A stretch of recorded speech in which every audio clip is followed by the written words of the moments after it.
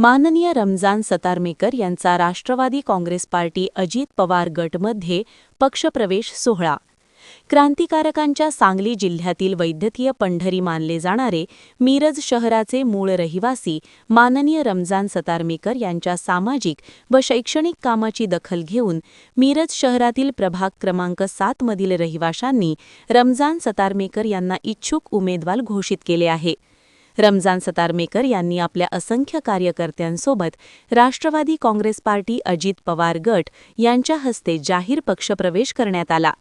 रमजान सतारमेकर यांची कामाची दखल घेत राष्ट्रवादी काँग्रेस पक्षाचे अजित पवार यांनी राष्ट्रवादी काँग्रेस पार्टीच्या वतीने रमजान सतारमेकर यांचे पार्टीमध्ये स्वागत केले व पुढील वाटचालीस शुभेच्छा देण्यात आल्या.